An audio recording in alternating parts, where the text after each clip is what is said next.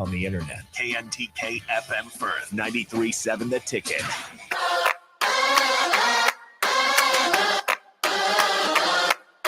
This is a presentation of the 2024 NSAA State Baseball Tournament on 93.7 The Ticket and theticketfm.com. State baseball coverage is powered by Mullen Motors, Next Ag Appraisal and Realty, Members Owned Credit Union, Empire Fence and Netting, High Electric, and Union Bank and Trust.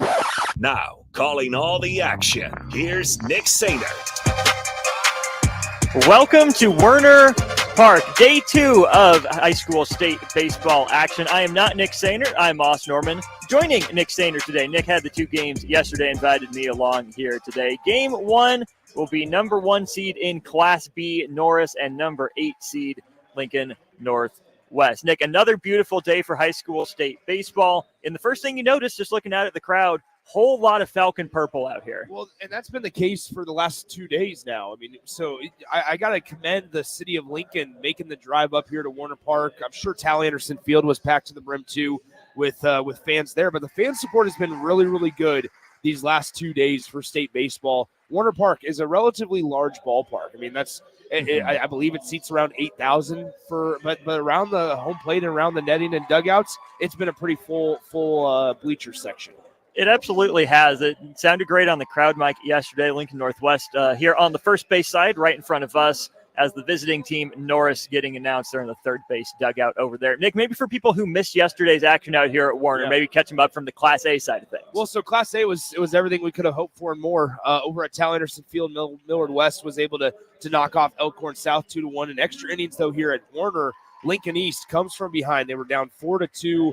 Entering the bottom of the 7th inning, down 4-2 to the 8th seed Millard North, and they came back and win 5-4 on a walk-off wild pitch in extra innings in the bottom of the 8th. And the second game of the day, Carter Chamberlain was phenomenal for Lincoln Southwest. He goes 6 2/3 innings and shuts down the Millard South Patriots yesterday, and Lincoln Southwest moves on to the winner's bracket. So now looking ahead to Monday is you're going to have Lincoln Southwest facing off against Lincoln East on Monday afternoon at 4 p.m. We talked about the crowd.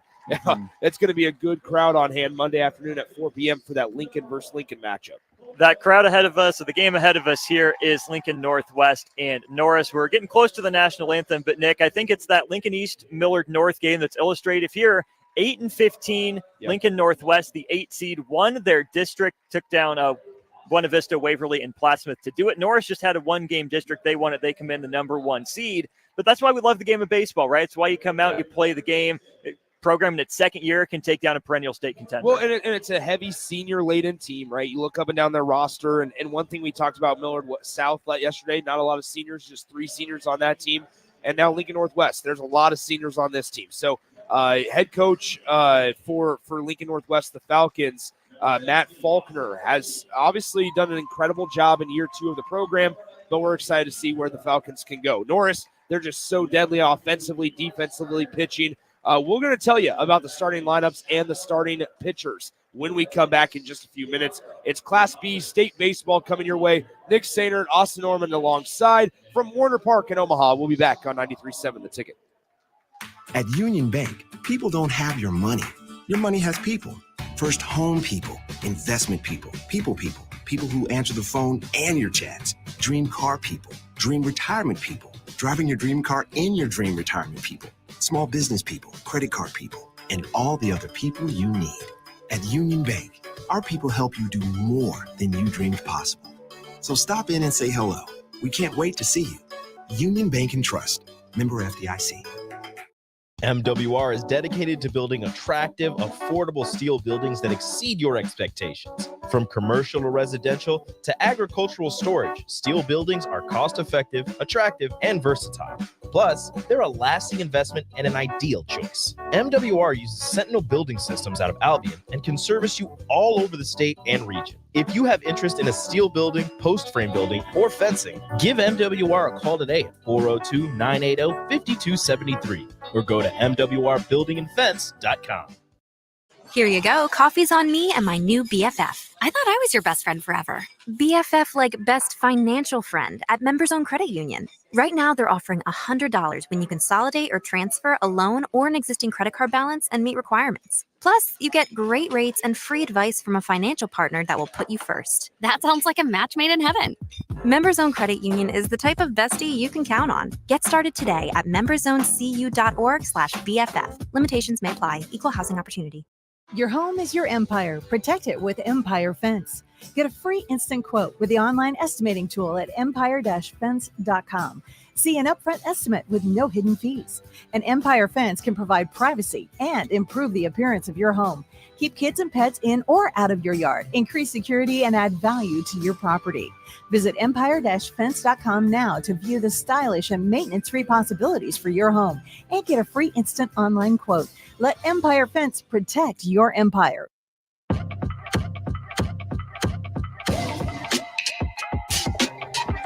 National anthem is played. Teams filing into the dugouts. We will have Lincoln Northwest coming to bat first as the visiting team.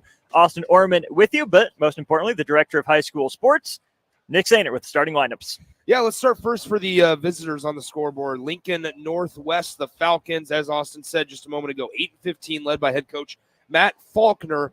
The Falcons have, in their second season as a program, made it to the state tournament, but they're going to face the juggernaut that is Norris. One quick note is Norris is out for a little bit of revenge this season. 21-5 on the season. Norris Titans, the number one seed in the Class B bracket. It's their 15th appearance in the state tournament as a program. Has just been dominant as of late. Have the Norris Titans in the regular season, but also the postseason. They have only won a state title one season, and that's back in 2013. They actually defeated the Lincoln Pius X Thunderbolts for the Class B crown back in 2013, but out for a little bit of revenge this year. They were a top seed last season, and in the state title, actually, Coach Sean Bartholomew made the questionable decision sending a runner home with one of the best statistical hitters on deck last year. Norris ends up getting thrown out at the plate. The season is over, and that was it. So now Norris feels like maybe they got a little bit of bad blood last season, and it's time to get revenge here in 2024. For the Titans on the mound, it will be number one, Colton Homolka, a senior, 4-0 on the year, 2.35 earned run average, and the lineup that he will face looks something like this. The Northwest, the Falcons going to start off with Aldridge, who's the shortstop, Swanson, who's the left fielder, the second baseman, Quinn Waring, who currently is hitting .375 on the season with 19 runs driven in. In the cleanup spot, it is number 20, Eric Greaser, a senior, hitting .321 with 13 RBIs. The designated hitter today for the Lincoln Northwest Falcons is going to be number 16, Sam Ramsey, a junior utility guy, but as I mentioned, doing the designated hitting today. The right fielder, Dylan Kodik, will be in the 6-hole. Schultz in the 7-hole. Robinson in center field is hitting 8th. And the man behind the plate, the catcher, number 21, Jack Duvall, the senior, will be hitting 9th for the Falcons. One guy we have to talk about, and we'll talk extensively about him, especially when Norris is up to bat, Austin, is Cale Fountain. He's getting the start at shortstop. A lot of folks might know him from the prep recruiting circuit. Back in 8th grade, committed to Florida State, ultimately switched up his commitment, now is going to LSU. He looks the part, right, Nick? You just watch him in warm-ups. He moves differently. The ball's a little different velocity coming out of his hand. He definitely stands apart on even a Norris team that is plenty talented otherwise, right? Bryce Fountain over at first base. You see the Hood last name that's familiar to plenty of people. There's talent up and down this Norris roster, but I just love the idea of a team's, best player being at shortstop. But even more illustrative as we get to the Norris starting lineup, just showing you where Norris is at as a program is over the last, 3, 4, 5 years, Major League Baseball teams have switched to putting their best hitter in the 2-hole, and that's where Cale Fountain hits for the Titans. There he is. So Cale Fountain on the year. We'll get to the Titans here in just a moment, but Cale Fountain on the year hitting above 500 for Norris. So that's a guy that you're going to hear, and rightfully so, quite a bit, not only today from us, but also throughout the course of the next week, as this is a double elimination tournament for those that might not know. Double elimination tournament. These two teams playing for the right to go 1-0, as getting that first win under your belt is so crucial if you can. And Lincoln East, and we saw it yesterday with Lincoln East and Lincoln Southwest, they're at a competitive advantage with being able to start 1-0. We are getting ready to go underway here from Warner Park. Beautiful day for baseball here at the home of the Omaha Storm Chasers. Stepping in first for the Lincoln Northwest Falcons is number 7, Tyler Aldridge, the shortstop today. Hits .311 on the year, has 1 long ball and 10 RBIs. First pitch of the game is swung on and fouled back, and we are underway here in the Class B first round between Norris and Lincoln Northwest. So once again, Colton Homolka on the mound for Norris, 4-0 on the season, 2.35 earned run average. Right-handed arm, pitching out of the stretch instead of full windup without anybody on base. The second pitch of the game on the 0-1 count is just upstairs for a ball, 1-1. It's interesting to see kind of, especially at the high school level. Some guys, it can be just a comfort thing of whether or not you want to pitch out of the windup, as this one's fouled off to the right and out of play 1-2, or despite no guys on base, pitching out of the stretch. A lot of times at this level, you'll see guys speed up, get sped up with, and that's a lot of times the windup allows you to kind of go through your progression at a little bit of a slower pace. The 1-2 pitch here from Homolka is just inside, 2-2. The flip side of that, Nick, is pitching out of the stretch, fewer mechanics to worry about. Maybe less velocity at high school, but fewer moving parts. 2 balls, 2 strikes here, top of the first inning. Lincoln Northwest getting their first crack at it here at Warner, and this one's fouled back our direction. We'll do it again at 2-2. Austin, I said it yesterday, and I'll say it, I'm sure, a couple more times. There's a lot of foul balls that will go right over us. This netting, which, by the way, will get extended in every park starting next season, all the way from foul pole to foul poles. This one's hit well out to center field, ranging over as the center fielder, Hood, to make the catch, and out number 1 is on the books and the F8 on the scorecard. But as I was saying, so in all minor and major league ballparks next year, they will have to extend the netting foul pole to foul pole. But still, some balls will sneak up over them, and if we're on the second deck like we are today, we got to be on the lookout. I get it, but, man, there's just something about a foul ball. So it's those quick liners, though, that go the opposite way. Someone's not paying attention. We've seen too many unfortunate circumstances. Stepping into the box is number 8, Grant Swanson, the senior outfielder, hitting .403. The first pitch of the AB is right down the hard plate for a strike, 0-1. So Swanson, .311, 1 home run, 10 RBIs. 9 RBIs as he takes the 0-1 pitch, just a little high for a ball, 1-1. I talked about it yesterday as well. A lot of these guys at this level like to get into a rhythm, a routine, right? And rhythm is good, as this one's fouled back our direction, almost on the spot. But as I was saying, there's a difference between getting in a rhythm and getting in a routine. Routine, not so great in the game of baseball. Rhythm is much better and much more productive. And that's what a good base running game can really do to disrupt a pitcher, is try to get them out of their routine, if that's. And on the flip side, as it's 2 balls, 2 strikes to Swanson, on the flip side, if you're able to create some havoc on the base paths, you're going to force the pitcher to get out of their routine. As this one's fouled back once again, we'll do it again at 2 balls, 2 strikes. Impressed by Northwest. They don't look overwhelmed at the plate, right? They've put up, double-digit runs multiple times this year, and they're on Homolka early, right? The F8 was well struck, and these foul balls have been pretty well on a line, not overly late. Yeah. Righty-righty matchup with Homolka on the mound, Swanson in the right-handed batter's box here at Warner Park. The 2-2 offering is low and inside, gets past the catcher, but doesn't matter. So we're all full here at 3 balls and 2 strikes with 1 out here in the top of the first inning. 8 seed Lincoln Northwest going up against the top seed in Class B, the Norris Titans. I think a lot of it is also energy today, right? Especially when you're not playing at home or you're not playing close to home, as this one's hit well out to left center field. Center fielder Hood ranging over, hitting the almost exact same spot as Aldridge's. But that one, same result as well, as it's the second out of the inning after Hood completes the catch. Working a pitch count, Nick, especially early in the game, right? Denny Matthews always says the more guys you can bring out of the bullpen doors, the more likely someone's not going to have it. Obviously, we know Norris is deep, but the more pitches you see, the more tired you get a guy, the better your odds in the late innings. Yeah, there's 4 guys on Norris's roster with a sub-3 earned run average this season. As the first pitch of the at-bat to Quinn Waring is cut on and missed, 0-1. I also like the approach that Northwest is taking right now. trying to jump on the fastball early in the count, especially if you're Homolka. Excuse me. If you're Homolka, you're trying to get on top early, effective, quality innings. And that's means a lot of fastballs early on as 1-1 offering is fouled back 1-2 to the 3-hole hitter, Quinn Waring, starting at second base today for the Falcons. But Lincoln Northwest doing a good job with the approach of trying to attack that early count fastball. 1 ball, 2 strikes from Homolka, just upstairs, 2 balls, 2 strikes. So this will be the 5th pitch of the at-bat here for Quinn Waring. Homolka kicks and fires, and it's inside 3-2. So you just look up and down, and although Northwest doesn't have a guy on base, you mentioned it hit well, right?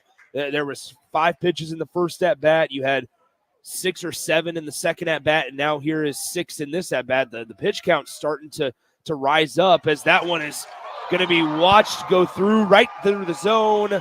A little front door breaking ball gets Quinn Waring looking. He started to trot on down to first base because he thought he had earned a base on balls.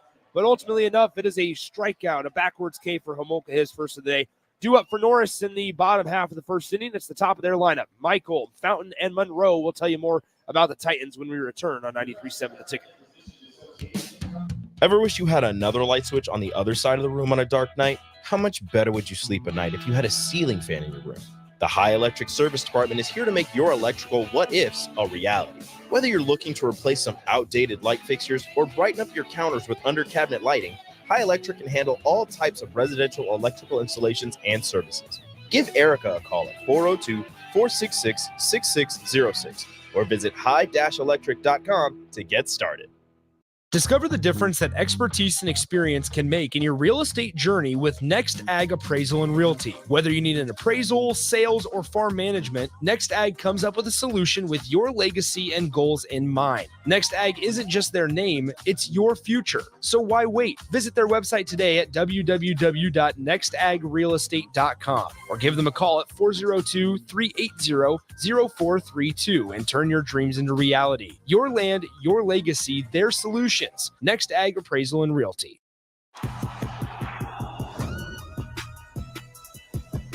3 up, 3 down in the top of the first inning for Lincoln Northwest, and that means that it's time for the Norris Titans to come up to the plate, and we'll tell you a little bit more about their lineup here. They're going to line up like this. Hitting leadoff, the right fielder, number 4, Logan Michael. The shortstop, Cale Fountain, hits number 2, and in the 3-hole, number 7, Jordan Monroe, the junior, hitting .429 with 2 long balls and 39 runs driven in. We'll tell you more about that as we go along, but we're ready to play baseball again as Michael, the left-handed hitter, steps into the batter's box. On the mound for the Lincoln Northwest Falcons is Alex Berry, 2-1 on the year, 3.41 earned run average, throwing from the right side of the mound at Warner Park here. And Michael takes the first pitch just a little outside for a ball, 1-0.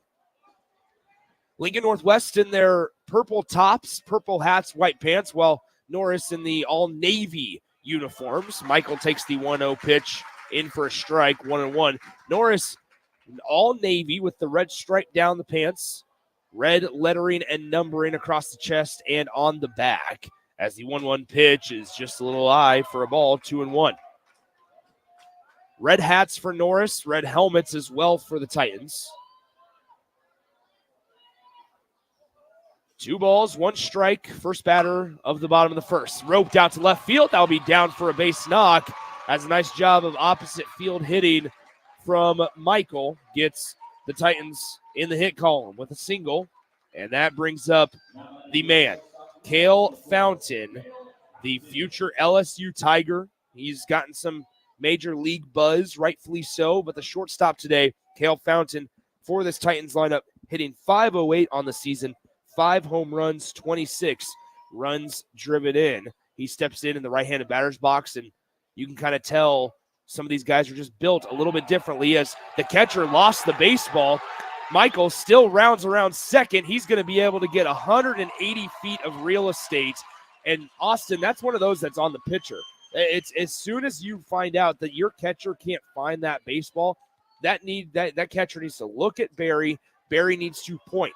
Not talk, not yell. It's a point, because in the heat of the moment, you don't want to have to be thinking, okay, what did he just say? Well, that whole right side, right? It starts with the pitcher. It's on the second baseman. It's on the first baseman as well. And if nothing else, if your catcher's struggling, hey, sure, you trail the runner coming around second, third base. You go start helping your catcher out. There you go. So, Michael is at third base now after advancing 180 feet on a wild pitch. It's 1 ball, no strikes to Cale Fountain.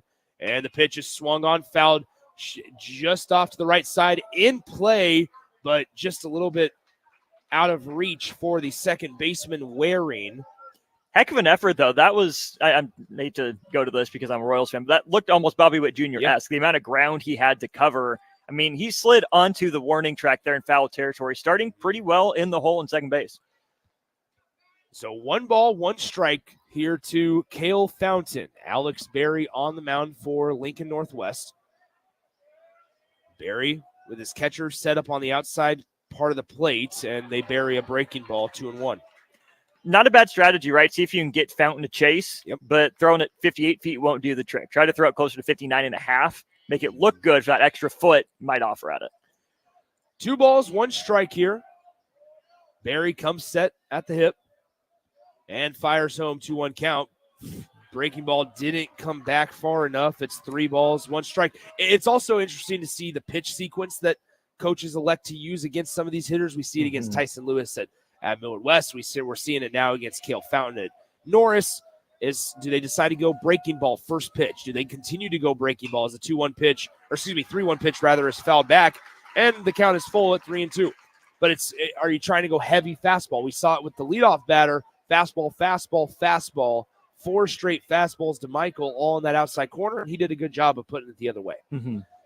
3 balls, 2 strikes to Cale Fountain, the 2-hole hitter for the Norris Titans, facing Alex Berry on the mound, and the payoff pitch is buried for a ball 4, and Cale Fountain will take first base.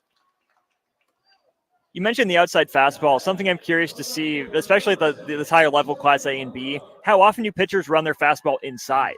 Right, that's, I think, a lost art really in the game of baseball. We know pitch away. But if you can get a fastball in, sometimes that's just as good to jam a guy. Yeah. Nobody out here in the bottom of the first inning. Norris with runners on the corners, and stepping into the box is number 7, Jordan Monroe. Monroe, a junior, hitting .429. 2 home runs, 39 runs driven in for the junior on the season. Monroe, a left-handed hitter, facing the right arm of Alex Berry. Fountain with an aggressive lead over there at first, forcing Berry to pick over 2 straight times, but back in plenty of time. Wouldn't be surprised to see Fountain in motion, especially early in this game. A large lead, and there goes Fountain. And he decided to stop about 20 feet off the bag, but it was a strike in there, 0-1. 2 hard steps, just trying to draw a throw, try to get the catcher's attention because you see Michael take a little bit bigger secondary lead. Quick pick over to first base. Back in time is Fountain. We had a play at Pius X, and I can say this because coaching staffs have changed, but on runners at the corner on the 0-1 pitch, it's upstairs for a ball. It would be if we would pick off. We'd step off the rubber, look to first, and throw to first. And if the runner at third ended up extending his lead in that moment, we would then have a verbal cue from the third baseman, as there's going to be a brief mound visit. Verbal cue from the third baseman and say, hey, focus on this. Step off the rubber, fake a throw to third, turn and throw to third.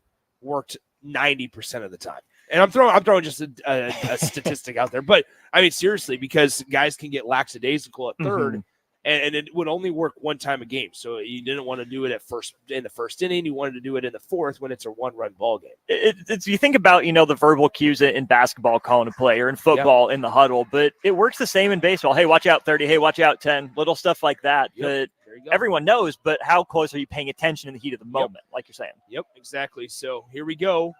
1 ball, 1 strike to Jordan Monroe. Runners on the corners. Fountain at the first, while Michael is at third. Oh, speak of the play. How about that? They heard you. They heard earpiece communication with them. How about that? A lot of people thought it was always a balk, but as long as you disengage and you step off the rubber, you don't have any issues.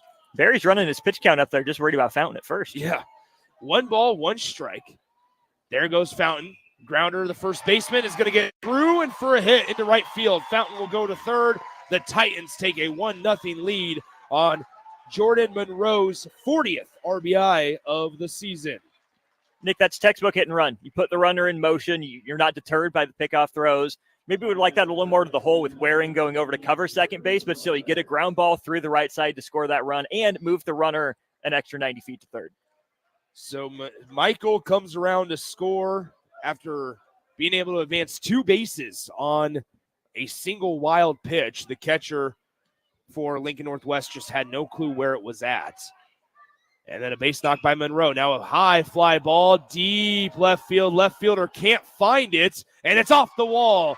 Fountain to score. Coming around third is Monroe, and sliding into third is the cleanup hitter, Moeller. And Norris takes an early 3-0 lead in the first inning.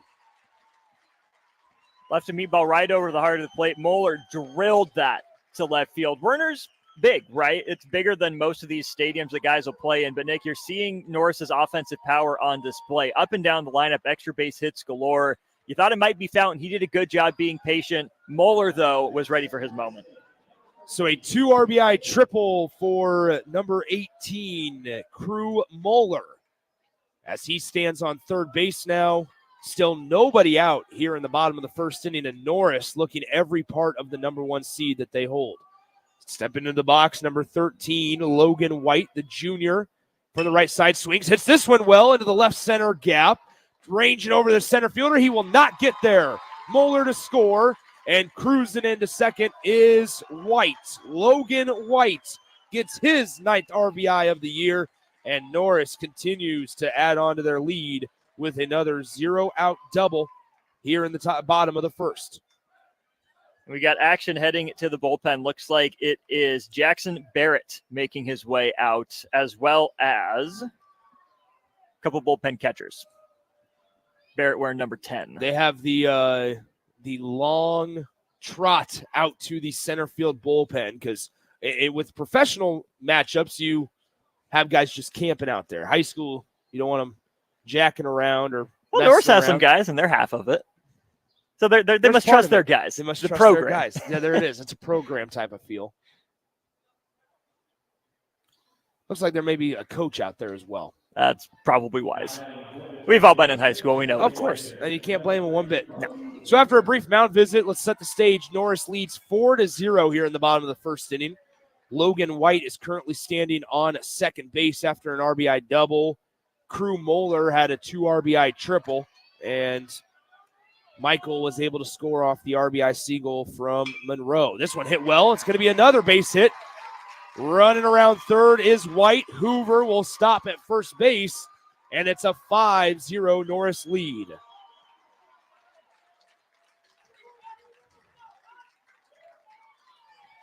And so we talked about the approach with Lincoln Northwest is that they were attacking early on in the count. Sometimes we don't see that. We especially the first time through the lineup, sometimes some teams, some coaches want their guys to, hey, let's see a strike. Let's watch a couple. That's not the case for either one of these teams. I think that's the better way to go as well. Keep the nerves out. Just get a swing out. You have the batter's eye in center field, just the bigger ballpark.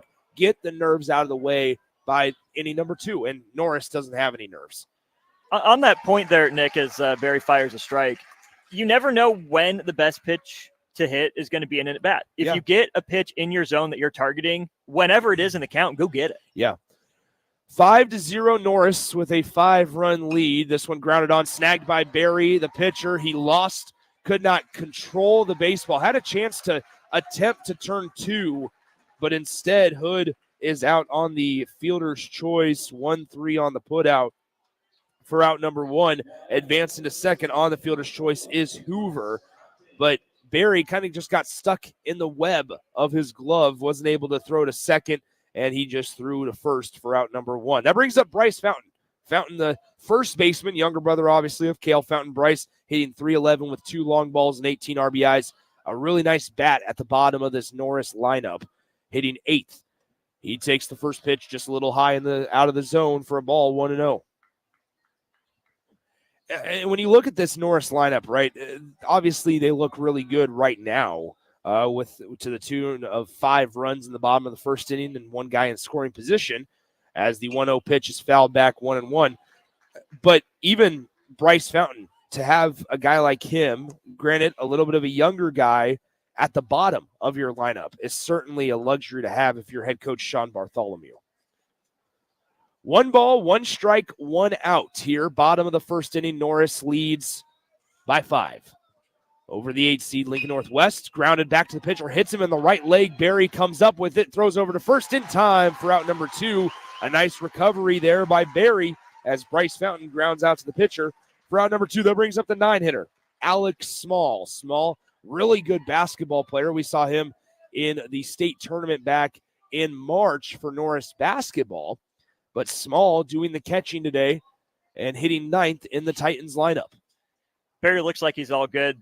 Rocket off the bat of Hoover. Or not Hoover, it's a Hood before that. A little harder hit. That one, though, actually managed to catch Barry. Looks like he took it off the lower extremities. He popped right up, handled it with no problems. So 5-0, and all things considered, a chance for Barry to get out of this inning and retire the 7, 8, and 9 guys in order. Down 5-0. The pitch is just low and away for a ball, low 1-0. I would hate to announcers jinx it here, Nick, but maybe the worst thing here for Northwest would be a passed ball, right? If you can strand a runner on third, you take the small victory to somewhat limit the damage. 5-0, Norris leads over Lincoln Northwest. 1 ball, no strikes, 2 outs here. Bottom of the first, pitch is low and away, 2-0. They're being real careful with Alex Small. 2 pitches, 2 breaking balls, just low and away. Catcher looks over to the dugout and says, yep, that one was low. 2 balls, no strikes, 2 outs. Bottom of the first inning. Barry comes set, fires, and that one's in the dirt. Good block. So 3 balls, no strikes here coming up to Alex Small. You would expect a red light to be on here, especially with the top of your order up in the on-deck circle and Michael. Learning from last year, right? Yeah. Barry comes set. The 3-0 offering is in the dirt, and it gets past the catcher. The catcher did not know where it was again, but now, just like Austin said, Hoover comes in to score on the, we're going to call that a wild pitch, but technically one that the catcher probably should have had. You're a former catcher. Did he pop out of his squat too early, or was that too nasty for him? Well, I think a lot of it, and we've seen it multiple times, he's not getting the glove down. There's so much of it is you have to block the 5-hole in between your legs, and so far on both wild pitches, number one, there's 2 things, right? We've noticed both times that the ball has gotten past the catcher that he doesn't know where the ball is. That tells you that his face, his neck, his chin isn't down. He's got to keep his chin down. Number one, he's going to take one off the Adams apple, which does not feel good, as Michael hits a pop fly to left field and ranging over to catch it is the left fielder to retire the side. And we'll get back to this point in a second, but for right now, 6-0 is your score. Norris tacks on 6 runs in the bottom of the first inning. It's Lincoln Northwest's second opportunity when we come back on 93.7 The Ticket. MWR is dedicated to building attractive, affordable steel buildings that exceed your expectations. From commercial or residential to agricultural storage, steel buildings are cost-effective, attractive, and versatile. Plus, they're a lasting investment and an ideal choice. MWR uses Sentinel Building Systems out of Albion and can service you all over the state and region. If you have interest in a steel building, post frame building, or fencing, give MWR a call today at 402-980-5273 or go to mwrbuildingandfence.com. At Union Bank, people don't have your money. Your money has people. First home people, investment people, people who answer the phone and your chats, dream car people, dream retirement people, driving your dream car in your dream retirement people, small business people, credit card people, and all the other people you need. At Union Bank, our people help you do more than you dreamed possible. So stop in and say hello. We can't wait to see you. Union Bank and Trust. Member FDIC.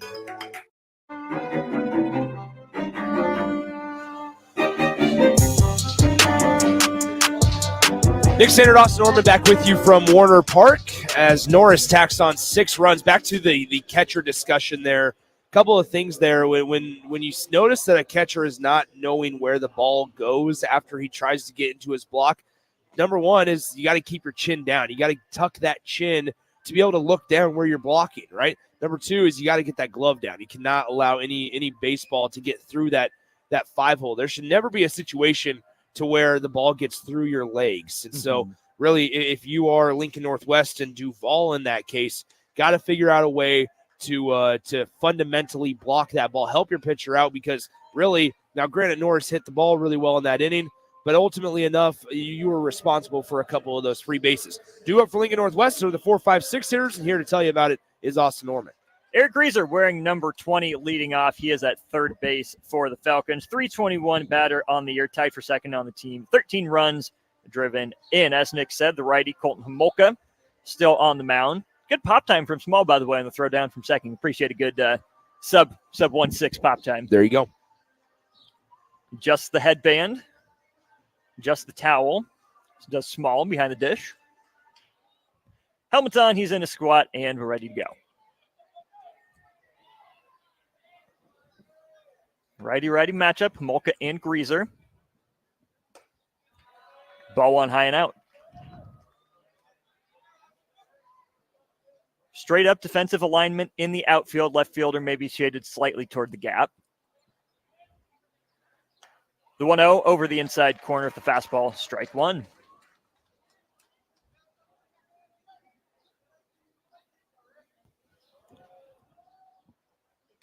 1-2 poked out to right field. Right there to make the catch is the right fielder. That's the leadoff hitter, Logan Michael. So 3 pitches and 1 out. Grieser retired on the F8. F9. I know my baseball positions. Despite, we've seen 3 hits now to the outfield, or 3 pieces, baseballs hit to the outfield for Lincoln Northwest. They've been hit decently well. That one was not necessarily a fly ball. It's going to go down as a fly ball, but hit decently hard. Good swings being put on by the Falcons. Including one there by Ramsey, the designated hitter. Another righty in this lineup. Homolka, you talk about it, Nick. The key thing for a pitcher is jumping ahead 0-1 as often as you can. He's done a pretty good job of that here early on. Yeah, he has. Lost control of that breaking ball right there to make it 1 ball, 1 strike. But ultimately enough, you see it every single pitch. After every single pitch, he is right back on the mound ready to go. That's good pace. That's good tempo. Keeps your fielders engaged. As there's a foul ball off again to the right side by Ramsey. Hitting 280 this year. That's a big piece of it. Keeping the guys in the field engaged, especially now that you guys are up 6-0. It's sometimes you can get that lackadaisical mindset. You kind of feel like you can coast. Maybe that's not the case today with Norris. You mentioned the routine and the rhythm, right? That's especially key for pitchers. As there's looks like a harder slider out in the left-handed batter's box. Count runs even at 2-2. Yeah, the pace is so big. It's just, number one, you get into a rhythm as a pitcher, but then also your fielders don't have to wait for a very long time in between pitches. There's the first strikeout, second strikeout of the day. Caught Waring looking. That is Ramsey going down, swinging. 2 outs very quickly here in the second inning for Colton Homolka. Much more efficient with his pitch count through 2 batters. Northwest still being aggressive. Not the contact out to right field. They're still aggressive, I think, on pretty good pitches, but Homolka just blew that fastball right by him. Yeah, velocity looks good from Homolka. That one out of the reach of Small, came all the way back through his wickets. Hey, reverse 5-hole there. 1-0 the count. The hitter now is Kodak. He's playing right field. Dylan Kodak, he's a senior, batting .321 as well. Third on the team. Has scored 12 times. Also 4th on the team in runs, 3rd on the team in RBI with 12 each. So 1-0 count to the right fielder, Kodak. Chops this one. Make the play, third base coach. He does. Nice and easy. Love a good third base coach play as well. There's a lot more foul territory also at Warner to work with in the common high school field. So much more of a chance for a play to be made. 1-1 from Homolka, taken low. Count runs to 2-1. Beautiful day for baseball. Wind blowing pretty much straight out to center, maybe a slight right center tilt. Homolka out of the stretch, delivers across the outside corner, strike 2.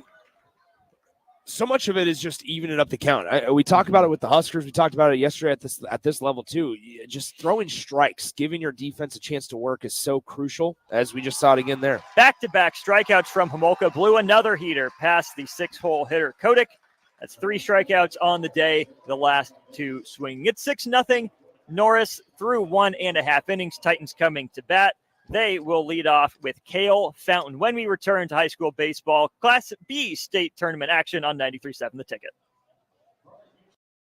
Me and my new BFF. I thought I was your best friend forever. BFF like best financial friend at Members Own Credit Union. Right now, they're offering $100 when you consolidate or transfer a loan or an existing credit card balance and meet requirements. Plus, you get great rates and free advice from a financial partner that will put you first. That sounds like a match made in heaven. Members Own Credit Union is the type of bestie you can count on. Get started today at memberzonecu.org/BFF. Limitations may apply. Equal housing opportunity. Ever wish you had another light switch on the other side of the room on a dark night? How much better would you sleep at night if you had a ceiling fan in your room? The High Electric Service Department is here to make your electrical what-ifs a reality. Whether you're looking to replace some outdated light fixtures or brighten up your counters with under-cabinet lighting, High Electric can handle all types of residential electrical installations and services. Give Erica a call at 402-466-6606 or visit high-electric.com to get started.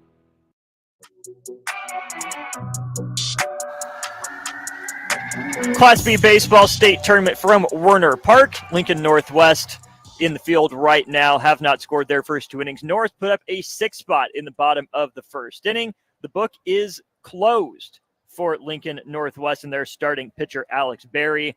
Sub 30 pitches, but gave up 6 runs on them. So the call to the bullpen here in the second inning.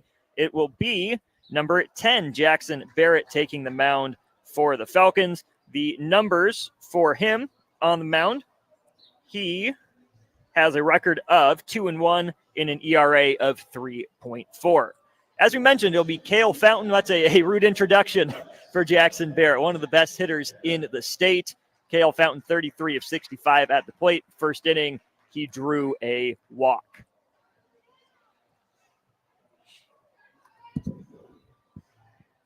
I mean, if you're here, I mean, number 10, like you talked about, Jackson Barrett, it's everything we talked about that Homolka's doing well. Is despite the hitter, despite the name, just throw strikes, right? You look up at the scoreboard, there's a 6-run deficit.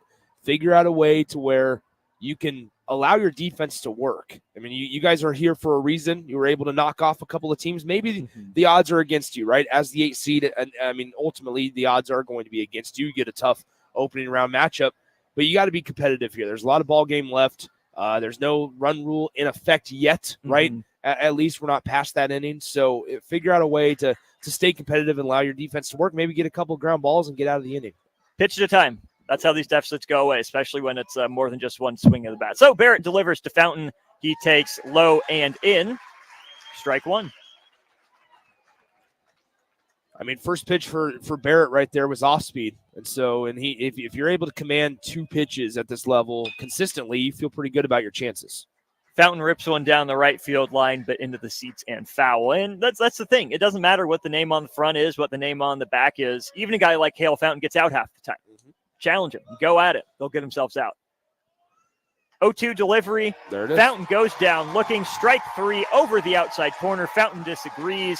He makes a slow turn back to the dugout. Might have been a touch outside, but not terribly far, not egregiously outside. Well, strike zone in high school also, and it's different every level you play at, but strike zone in high school is honestly chalk to chalk. And so a lot of umpires might use that. They just changed that a couple of years ago, but it's chalk to chalk. So that pitcher, once again, it's now once you get Cale Fountain striking out looking with the backwards K, that strike zone looks a little bit bigger on the mound if you're Jackson Barrett. Means you can get to anyone. Here's Jordan Monroe as Barrett fires to the backstop, high and outside for ball 1.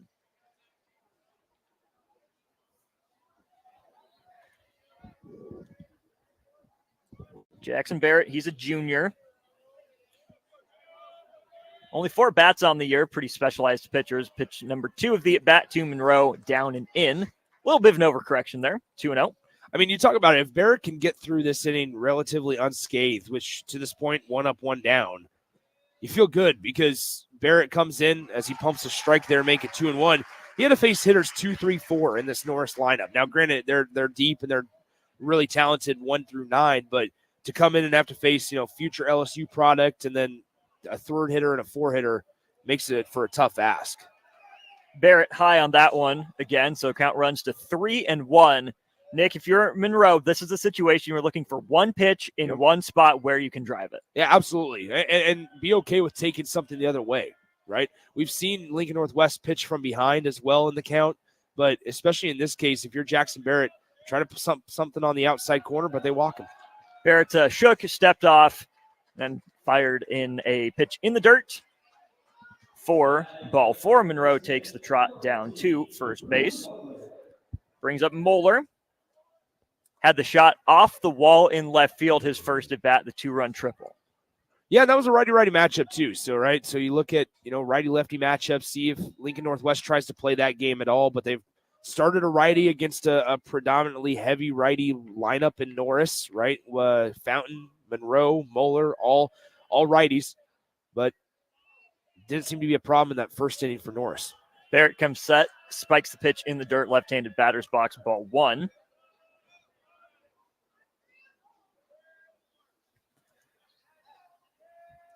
Trying to watch Barrett's stride length here, Nick. It seems like he might be understriding, using more of his arm. Mm-hmm. Also, a lot of times with pitchers, it's if they are understriding or not getting out far enough, you'll see them start to have some lift on that baseball, throw it towards the backstop a little bit more, high in the zone, high out of the zone. And the reason for that is just because your chest, your body doesn't get a chance to work out to that glove, right? If your stride length is not far enough, you're kind of speeding yourself up. And that's where, once again, that pace, that rhythm comes into play. And so when you're spiking it here, you got to figure out a way to find that happy medium, especially in that stride length, and compose yourself. Quick visit from Duvall. Works as there's a fly ball lifted to right center field. Got to talk through it. Making the catch in right field is Kodak. He struck out to end the top of the second. He ranges over 5 or 10 steps to his right for out number 2. I think it's important here, right? There's such a thing as pitching to contact. And I said it earlier at the start of this half inning, let your defense work if you're Jackson Barrett. It doesn't have to be perfect. You're not out there. You're not going to be able to strike out a really disciplined Norris team time and time again. But allow your defense to work and just see if you can get some good things to happen for your Falcons defense. It's Logan White in the right-handed batter's box right now. He takes low and out for ball one. White a double, his first at bat. The 1-0 drilled to center field. Pretty good contact, but a little bit too much launch angle. As moving underneath it with no problems is Robeson, the center fielder. He'll be due up second in the visitors' half of the third inning. It's 6-0 Norris through 2 innings. We'll be back in 60 seconds here to the Class B State Baseball Tournament on 93.7 The Ticket and theticketfm.com. The weather is hot, the kids are out of school, and you're on your way to the lake and summer road trips. Are you getting to your vacation spot comfortably, or is your car letting you down? Mullen Motors Lot is full of great vehicles to take home, so you don't have to worry about your current car barely surviving another road trip. Come check out their lot just north of 48th and Layton and find your next ride for summer road trips and beyond. Mullen Motors. No tag-ons, just quality vehicles. Mullen Motors. Your home is your empire. Protect it with Empire Fence. Get a free instant quote with the online estimating tool at empire-fence.com. See an upfront estimate with no hidden fees. An Empire Fence can provide privacy and improve the appearance of your home. Keep kids and pets in or out of your yard. Increase security and add value to your property. Visit empire-fence.com now to view the stylish and maintenance-free possibilities for your home and get a free instant online quote. Let Empire Fence protect your empire.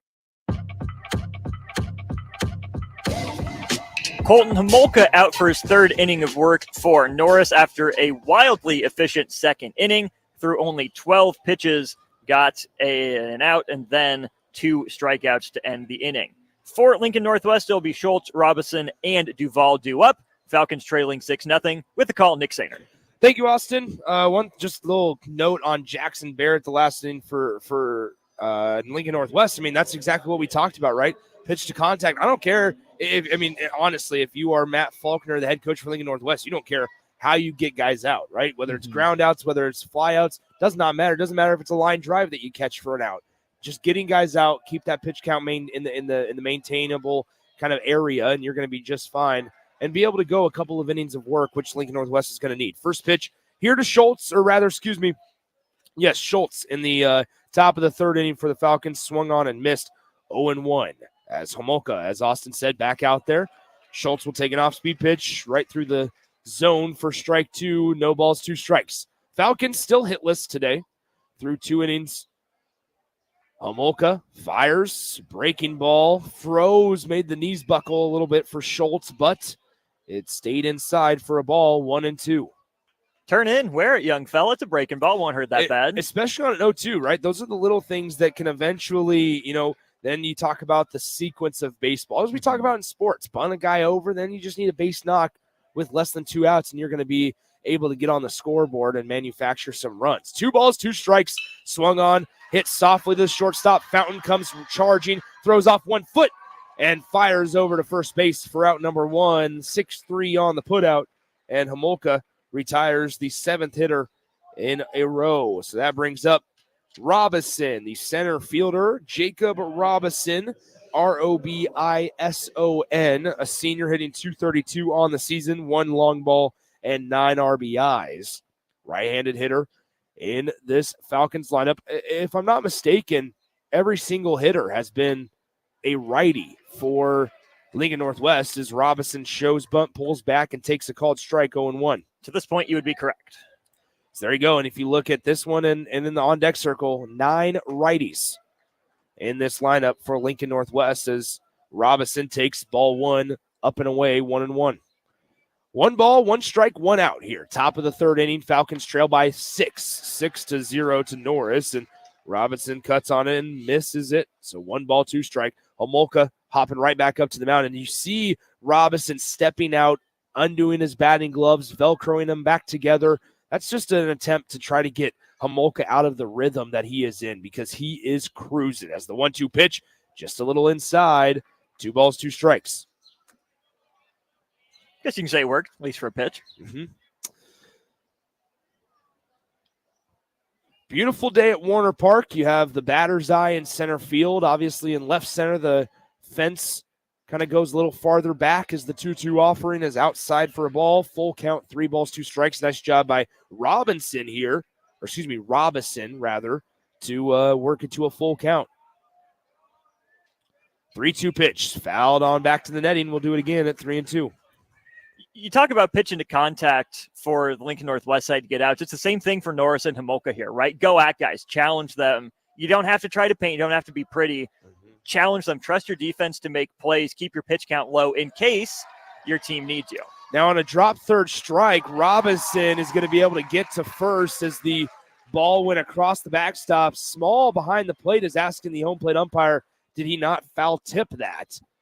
And I think Small thought that the bat got a piece of that baseball, but nonetheless, it will go down as a strikeout, but he did reach on the drop third strike. So Robinson now occupies first base and bringing up Duvall, the catcher. Number 21, Jack Duvall, the senior, hitting .194, as now Sean Bartholomew will come have a conversation with the home plate umpire. So once again, 1 out here in the top of the 3rd inning as Homolka was able to get Schultz to ground out to lead off the top of the 3rd inning. And then now on this drop third strike, Robinson was able to sprint on down to first base. Falcons wearing, I like the Falcons uniforms. They have the word Falcons across the chest and a different type of lettering and font, numbers on the back, button-up jerseys. I appreciate those.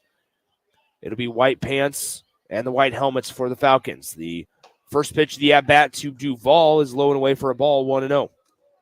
Not a lot of purple in sports. No. I might take Lincoln Northwest over the Rockies this year, too. 1-0 pitch right down the middle, 1-1. Okay, probably not. But 1 ball, 1 strike, 1 out. 6-0 your score, Norris out in front. Runner goes. Small throws down to second. Fountain scoops it, unable to hold on to the baseball as Robinson slides in safely for the stolen base. The pitch was a ball, so it goes down to 2-1 with a runner in scoring position. The first time that Lincoln Northwest has had a base runner, and at that, runner on second base. And to your point here, don't try to do too much if you're Duvall. Just poke a ball through, find green, should be enough. There it is. Duvall, the catcher. Just 3 RBIs on the season. Has a chance to add on to that total here. Takes ball 3 up out of the zone. 3-1 coming up. Homolka, this is the first time we've seen him kind of either slow himself down. He's taken a second. We had that quick stoppage in play because of Bartholomew wanting to come out and talk to the home plate umpire. And he throws ball 4 in the dirt as Robinson will swipe third on a good ball and dirt read. So now we're seeing the effects of maybe a 6-run lead, just kind of different. Small could be still kind of fired up about that call or non-call on the foul tip, drop third strike action. But now Homolka is slowly starting to kind of jump out of his rhythm. Now that's a walk, first walk of the day for Homolka. And as I mentioned, Robinson swiped third on the ball and dirt. I'll say this too. Good ball dirt read, no hesitation from Robinson. Yes. Small wasn't quick out of his stance to grab it. Now Zayden Fry, the courtesy runner for the catcher Duvall at first base. First pitch to the at-bat to the leadoff hitter, Aldridge. Number 7, Tyler Aldridge, the senior, playing shortstop today. Aldridge hits .311, 10 RBIs on the campaign, and we have a timeout behind the plate for just a moment. 1 ball, no strikes here to Tyler Aldridge. Norris leading 6-0, still hasn't allowed a hit, but Aldridge trying to bunt, unable to get it down. 1 ball, 1 strike. One thing I will say about base running, these are just like little nitpicky things. Not even just as a broadcaster, but just as somebody that has been around the game for a long time, the hops back and forth while you're on the base path. Things like that can really change up your timing as a base runner, right? You're trying to get in the head of the pitcher, yes, as it's 1 ball, 2 strikes coming up to Aldridge, but you also could be hurting yourself in your ability to accelerate, jump, get going, or even go back to the base if there's a pickoff. Swung on, hit well down the right field line. If it stays fair, it'll score. It does, as Aldridge stops at first, rounding second, and going to third is Duvall. The Falcons have their first hit of the game, and it comes on an RBI single from Tyler Aldridge. Congratulations to Northwest. That's their first hit in their first run in state baseball tournament history. Congratulations. There it is. So Robinson scores, and you want to talk about the way that Norris allowed, right? Runners on base, and this is something we preach, and maybe it's not as big of a deal in a 6-1 ball game, but if it was a 3-1 ball game or a 3-2 ball game, it would be different. Robinson scores on a drop third strike that probably needs to be blocked, right? Then you allow a free pass on a base on balls, and it wasn't the hit from Aldridge that hurt you.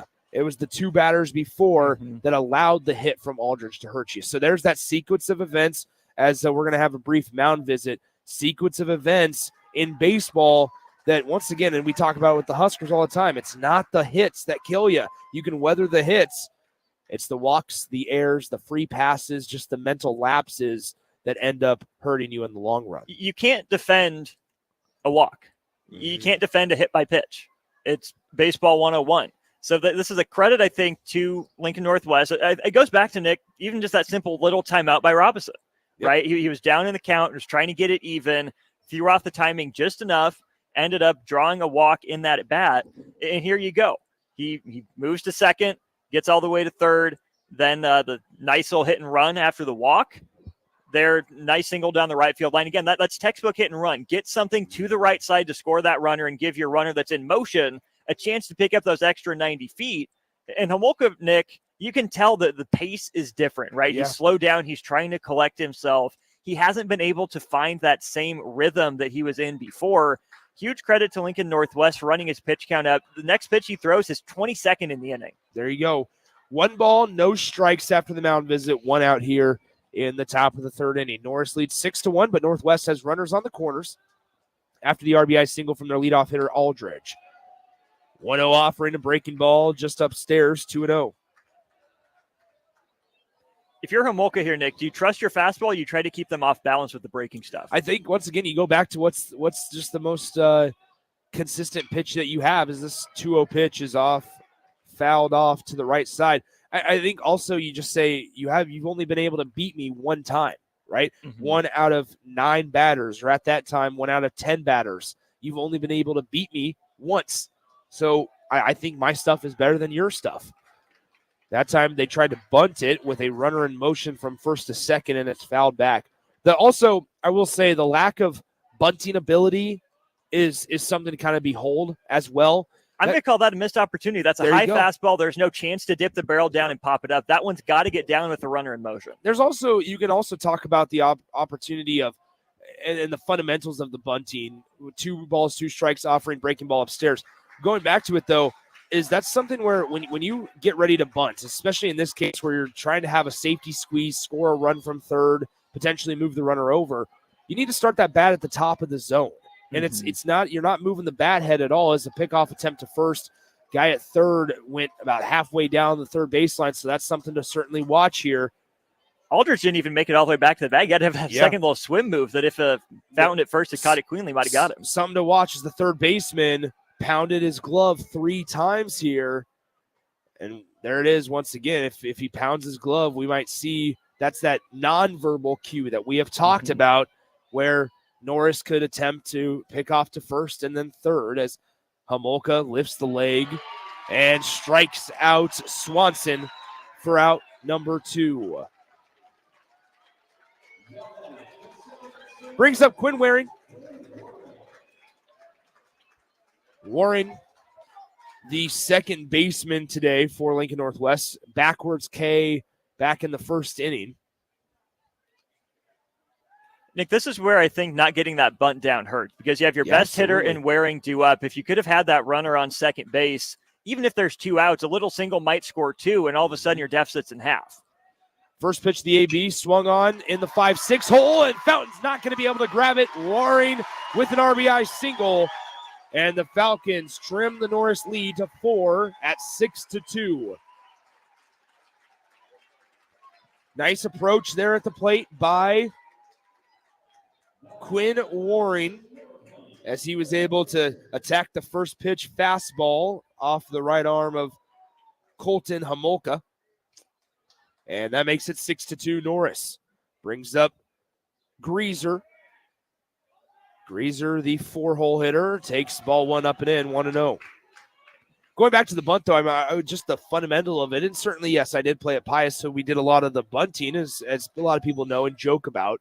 But it's you start the bat in the top of the zone, and it's basically a genuflect, right? You just you bring that knee and you go up and down with the knee rather than bringing the bat head. That way, if you start with the correct angle, the correct type of the bat, or the bat's in the correct spot at the top of the zone, first of all, you know if the ball's ever above your bat, when you start at the top of the zone, it's a ball. You don't need to do it. You don't need to you pull back instantly.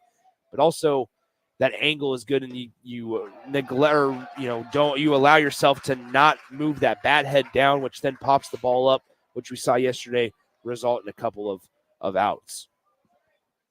3 balls, no strikes here to Greaser, the 4-hole hitter going off of Homolka. A walk here would load the bases. The 3-0 pitch is right down Broadway, 3-1. Fountain's holding the runner at second base a little bit. It's Swanson. No, it's Aldridge, rather, the leadoff man at second base. With that speed, I'd get off a little more. Get a couple extra shuffle steps. Not that it matters now that he advances with a walk. But it's the little things, right, Nick? If Northwest wants to keep this rally going, get an extra step or two. That might be the difference on a nice little base knock to the outfield. If you have that extra step, it could be the difference. Big opportunity coming up for number 16, Samuel Ramsey, the junior, hitting .280 on the season. Just 3 runs driven in, 7 hits in 25 at-bats. For the designated hitter today, Samuel Ramsey, wearing number 16 in purple after the walk to Greaser, as Homolka now steps off the rubber, has to recalibrate, and we're ready to go. 2 outs here in the top of the 3rd inning. Things could change, certainly, with a base hit here off the bat of Ramsey as he takes strike 1 on a breaking ball, 0-1. I have to wonder if this inning is it for Homolka. We do have action down there in the Norris bullpen. Homolka pitching out of the stretch as he does the entire time. He fires away, and the ball's in the dirt. Catcher is able to collect it behind home plate, 1-1. Schultz started this inning for the Lincoln Northwest Falcons. He is currently in the hole. The 1-1 pitch swung on and missed. Hardy cut from Ramsey Might have been ball 2, but instead it's strike 2 after he swings and misses. Eyes got big. He saw fastball. It looked like he was always going to swing fastball, trying to be, I don't say make a hero swing, but you could tell his eyes got big with that one. 1 ball, 2 strikes. Chance for Homolka to get out of this inning. The 1-2 offering is upstairs, 2-2. So Homolka has gone breaking ball, fastball, breaking ball, and breaking ball there. We'll see if he elects to go fastball outside. There he is, 3-2. Rather, excuse me, it was breaking ball, fastball, fastball, breaking ball, fastball that time in that order. 3 balls, 2 strikes. A walk here gives the Falcons their 3rd run. A strikeout gets Norris out of the inning. And Homolka needs to step off the rubber and recalculate himself. Lincoln Northwest trying to make some noise. Homolka comes set at the hip. Lifts the leg over the rubber and fakes the throw to second. Homolka doesn't look as comfortable as he did in the 1st and 2nd inning. And Lincoln Northwest has been able to take advantage to their credit. Homolka comes set. Lifts the leg, fires, and it's strike 3 on a fastball that caught the outer part of the plate. Ramsey cannot believe it as he walks back to the dugout. The coach is letting the umpire hear it, and that will do it for the top of the 3rd inning. Norris gets out of it with just 2 runs allowed. When we come back, it'll be Hoover, Hood, and Bryce Fountain due up for the Titans in the bottom half of the 3rd. We'll be back in 60 seconds on 93.7 The Ticket. Discover the difference that expertise and experience can make in your real estate journey with Next Ag Appraisal and Realty. Whether you need an appraisal, sales, or farm management, Next Ag comes up with a solution with your legacy and goals in mind. Next Ag isn't just their name, it's your future. So why wait? Visit their website today at www.nextagrealestate.com or give them a call at 402-380-0432 and turn your dreams into reality. Your land, your legacy, their solution. Next Ag Appraisal and Realty. Mario fue pintor más de 30 años. Cuando me dijo que se le estaban olvidando las cosas, fue difícil. Un día me dijeron que pintara el marco del lado por dentro y pinté el lado de afuera. Yo le diría a la gente que le diga a su familia lo que está pasando con él. Si algo se nota diferente, podría ser Alzheimer. Es momento de hablarlo. Visita alz.org/nuestras historias para saber más. Un mensaje de The Alzheimer's Association y The Ad Council. This is Lincoln's home for sports talk on the FM dial. Also online at theticketfm.com. On the internet. KNTK FM Firth, 93.7 The Ticket.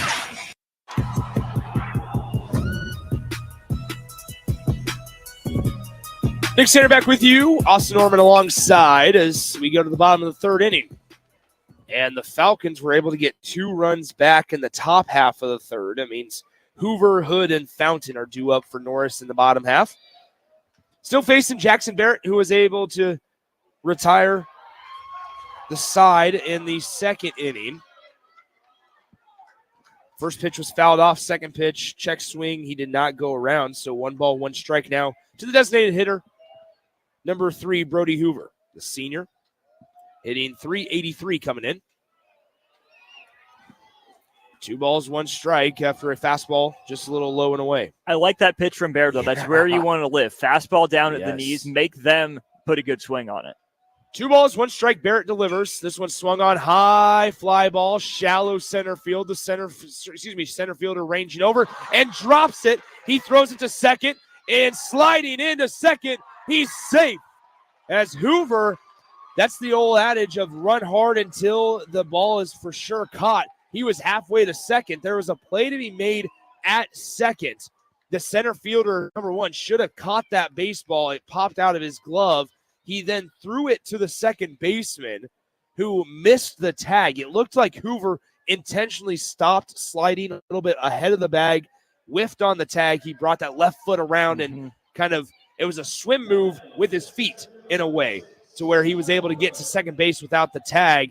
And now the head coach for the Lincoln Northwest Falcons, Matt Faulkner, wants to talk to the third base umpire. He actually motioned him to say, hey, come here, and the third base umpire has stayed exactly where he is. But ultimately enough, once again, to Barrett here, Austin, that's exactly what you want. Pitch to contact. That's a routine fly ball that needs to be caught. And at some point, if Northwest is going to want to come back into this game, they're going to need their defense to help their pitchers out. Routine is right. I give Hoover credit for savvy base running to get to second, but that wasn't exactly a no man's land. It took a little communication for the shortstop and the center fielder there, but it looked like Robinson was so concerned about his shortstop, took his eyes off the ball a little bit. And even the win, Nick, I'll give him a little bit of slack for it. His route was direct. It peeled off a little bit to the right center side. He had to stick his left arm out a little bit. So I think between maybe not judging the win perfectly correctly and maybe even over communicating with his shortstop leads to the error and the runner on second. So runner on two with nobody out. And it is Hood coming up to the plate. John Hood, a senior, getting the start in center field today. Also does a little bit of pitching for the Titans. He grounded into a fielder's choice in the first inning. 1-0 offering as a strike. Nice comeback there by Jackson Barrett to make it 1-1 strike here. 6-2 Norris. After the error on the center fielder, Hoover stands at second base. Barrett comes set from the stretch. And the 1-1 pitch swung on and fouled back, 1-2. I really like what we're seeing from Jackson Barrett. We've said it a multitude of times. We're going to continue to say it, I feel like. He's been able to kind of come in and steady the ship. Even though that runner on second wasn't his fault, he's able to come back to the next hitter and throw a couple of strikes. 1 2 strikes to Hood. Ball in the dirt. Nice pick behind the plate by the catcher. 2 2 strikes coming up. I'd like to get into Norris's dugout and hear what they think about Barrett's timing. He's so quick initially in his motion. There's a little bit of a pause then as he's bringing his momentum from the mound to the plate. The 2-2 pitch swung on, hit well. Line drive to left field, down for a hit. Here comes Hoover rounding third base. Now he'll be held up in the last moments. And a nice job by the left fielder hitting the cutoff man. That's such an important part of a relay, as that's a nice hit and a base knock for John Hood. But back to that from a defensive standpoint, right? Hitting your cut, hitting your relay, and keeping it on a line, right? Allow the catcher to make the decision of whether or not they have a play at the plate or not. Because if that's an overthrow, the quality backside base running of a team like Norris, John Hood would have gotten an additional 90 feet, gotten to second base, and that's where you run into issues. Those are free passes, free bases that you can't give up. You keep the double play in order here. You get a ground ball up the middle, you might be able to get 2 out of it. So after the base knock by, Hood, it brings up Bryce Fountain. Bryce grounded out to the pitcher in the first inning. Nobody out. Runner goes. They'll throw down to second. It's cut off a few feet in front of second base. It was an accurate throw, cut off by the second baseman. The runner at third was not even attempting to go home, didn't even show that he was going to attempt to go home. And so therefore now runners are at second and third with nobody out here in the bottom of the third inning for the Norris Titans. Barrett delivers on the 1-0. Just a little upstairs, 2-0. 2 balls, no strikes. 6 hits on the day for the Norris Titans as the 2-0 offering blocked after it was spiked in the dirt. 3-0.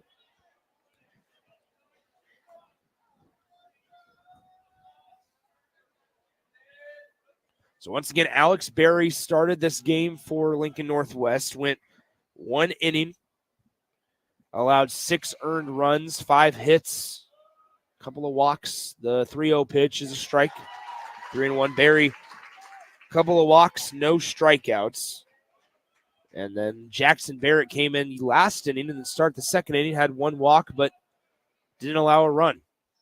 Here it is, high fly ball, shallow in the infield. Barrett being called off by his first baseman and drops the baseball. 10 out of 10 times, Austin, that is a first baseman's ball. And so that's whether that was, and we can't hear up here on the second level, but whether that's a Barrett not getting out of the way or whether that's not a first baseman taking charge. Something needs to change. The communication has been lacking. We saw it initially with the center fielder and shortstop, but now this time, the first baseman, that is your ball 10 out of 10 times. And it's really disappointing bottom of the third inning so far for Northwest. There are 3 people whose baseball that is before Jackson Barrett. I don't want to fault the young man for trying to make a play, but that's where as a pitcher, you don't have to do it all yourself, right? You're not going to get a lot of strikeouts here against this Norris lineup, so you're not putting that on yourself. Pitch to contact, let your defense help you, right? If it's right back on the mound and you have to move 1 or 2 steps, okay. First baseman's got to be screaming in there, not just vocally, but on a sprint, right? Pushing his pitcher out of the way. That's mine pitch. Catcher, I'd like to see have that ball second. And last resort, if they don't know where it is, Quinn Waring's the best player on this team. He comes over from second base and should be closer to that ball than the pitcher. Barrett's got to bail on that one, plain and simple. So nobody out here. You feel like there should be 2 if you're Lincoln Northwest. Brings up the 9 hitter in the lineup, Alex Small.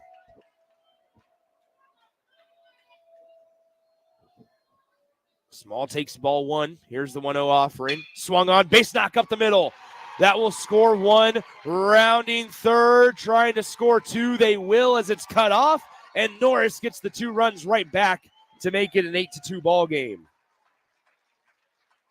Got way too much to the plate with that pitch there, laced right back up the middle by Small. And now the Norris lineup turns over. Here's the second visit to the mound. But the coaches, he's bringing his glove out. That will do it for Jackson Barrett on the day, Nick. Once again, I mean, we talk about the evolution of the game, right? Let's just go through it here. Is you have 2 errors in this inning. You have now have allowed 2 hits. And so when you look at this, number one, you talk about what that does for your confidence. If you're Jackson Barrett, knowing that or having a feeling that maybe you don't have a strong enough defense behind you certainly hurts the confidence level. But also when you're the one that made a mistake on one of those errors, that hinders your confidence level. Also, then you pair it with a very strong Norris Titans lineup. It's a tough ask to try to get out of here unscathed. But the evolution of the game, once again, you lead off the inning with an error. That's 1 out. You allow us a 1-out single. That's fine. Then on the third hitter of the inning, it's another error, and that should be out 2. Mm-hmm. So then you're talking about that Alex Small single. Instead of any runs, it's runners on the corners with 2 outs. But instead, here you have it. Runner is going to be on first and second base with nobody out. And it comes an inning after you made Colton Homolka work through darn near 30 pitches. You get your first 2 runs in school history at state, and you feel like you left some on the board. You weren't able to fully capitalize on that. Maybe you think it was an undeserved strikeout on a high pitch, but either way, you should be feeling good. You got runners on base. You scored a couple runs. You're feeling good. And then it's 2 routine plays that should be made. You shouldn't be in any danger at all. You should still be feeling good. Like, okay, yep, Norris did what Norris does in the first inning. They're the pros here at state. They've been here, done this before. We haven't. We got those jitters out of our system. We regained, we recollected, we found ourselves. We're good. And now you're staring down the barrel of this Norris lineup, the top of the lineup here with Michael and Fountain coming up with nobody out and 2 runners on base. It's danger zone right now. So the new pitcher for Northwest is number 11, Logan Scholes, where now going to first base will be Eddie Barnett, as Barrett is still responsible for those runners on first and second. The 1-0 offering, 2-0. 2 straight breaking balls to start from Schultz. Also, you're facing the top of the order in Michael for Norris. So not an easy ask. Once again, that Northwest has put themselves in. 2-0 pitch, low in the dirt, 3-0. This feels like an inning where Norris could really put the nail in the coffin, so to speak. And if you're Norris, you have to, right? You don't know when your next opportunity is going to come. Keep this going as long as you can and remove any doubt as early as possible. Yeah. 3-0 pitch is in there, first strike, 3-1.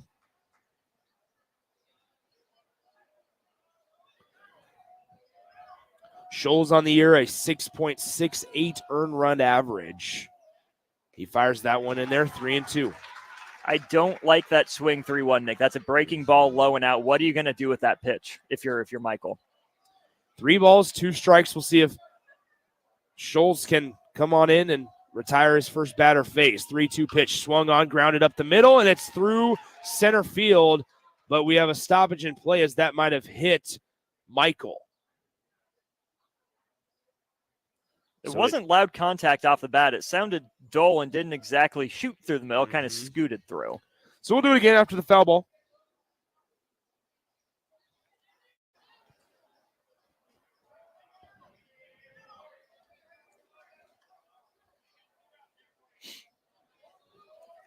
Runners on second and third. And it's ball 4. Scratch that. I apologize. It was a balk. It was a balk call on Logan Schultz because I was confused on how the runners were able to second and third. And so it looks like the home plate umpire was the one that called it. But, in fact, so that's why I thought foul ball. But no, ultimately enough, it was a balk on Schultz. So now bases loaded after the walk. And guess who? Cale Fountain, as he ropes one to left center field. And that is down in the gap. All 3 runners will be able to go around and score. Cale Fountain not stopping at second. He's on his way to third, and he slides in safely as the Titans have eclipsed the double-digit mark, and they lead 11-2 after a 3 RBI bases-clearing triple from the LSU commit, Cale Fountain. There we finally get to see Cale Fountain put bat to ball. He walked his first at bat, struck out looking his second at bat. And there, Nick, he laced a line drive to the deepest part of the park. Off the bat, you knew that was destined to clear the bases. So now the book is officially closed on Barrett. He allows 4 runs today. And they all 4 came in this inning. 2 of those off of errors. So now that brings up Jordan Monroe. Monroe, the 3-hitter in this lineup, trying to sit on a breaking ball. And a nice catch from the fans. How about that? Nice catch. 11-2 is your score. We should point out this is an important run at third base. It's run number 10. So if you're Northwest, you want to do everything in your power here to get some contact on the infield, nothing to the outfield. Fountain will probably score. There's a line shot. Good pick at short. Good pick at short, fielded cleanly. Nice job thrown over to first for out number 1, 6-3 on the putout. That was a well-hit ball by Monroe. Can't be mad about that one. Absolutely not. Heck of a pick over there by Aldridge at shortstop. Backhand pick, nice throw, on time, on target over to first base. So now you're still looking for a pop-up. You're looking for a strikeout or a ground ball right at someone because that 10th run is important here in high school baseball. There you go. So Logan Schultz on the mound. 11-2 your score. Titans up by 9. Swung on, high fly ball. This will be plenty deep to score. Cale Fountain, the center fielder, is able to hold on to it. And he brings it in for out number 2. Fountain jogs on in. And the Titans lead by 10, 12-2. On the flip side there for Norris, that's good situational hitting. You don't need to do too much. That's a good swing put on that offering there by Moeller. You lofted it. You got it plenty deep. You allow your runner to trot home from third. 2 outs here in the bottom of the third inning, 12-2 Norris. They've put up 2 6 spots in the first and the third. And the first pitch from Schultz is in there for a strike, 0-1. Hoover is on deck. He was the first hitter in this inning. Had that got to second base on that error from the center fielder earlier this inning. For second pitch of the at-bat is a ball, 1-1.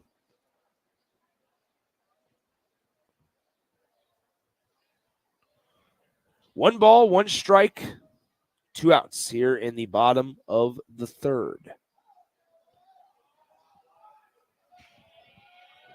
1-1 offering. It hits him. And so it hits Logan White, and he will trot on down to first base with 2 outs in the inning. Brings up Hoover, the the designated hitter rather, Brody Hoover, 383 on the year. So far today, 1 for 2. Reached on a single as well back in the first inning. 2 outs here, bottom of the third. First pitch is on the outside corner. First strike, 0-1.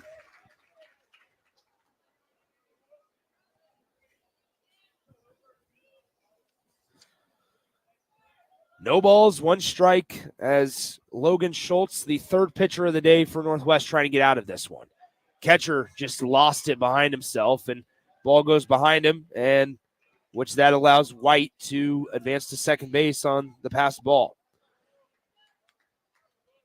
1 ball, 1 strike, 2 outs here, bottom of the third inning.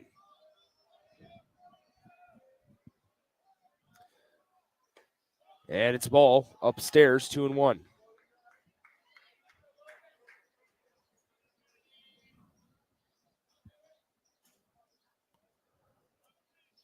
Two balls, 1 strike.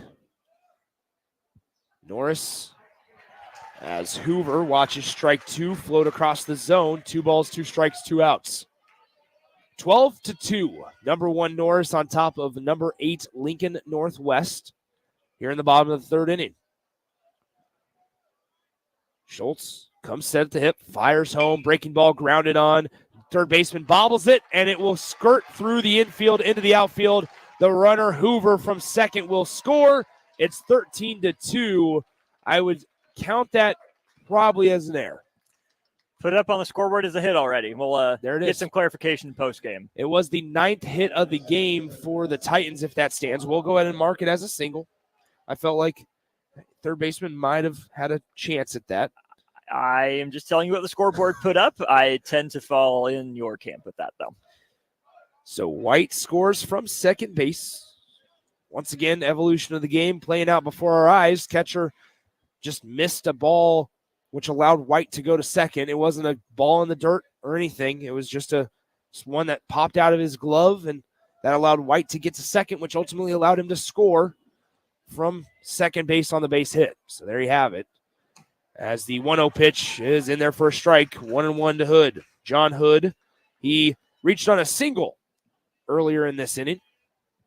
Ground out to the pitcher back in the first. 1 ball, 1 strike.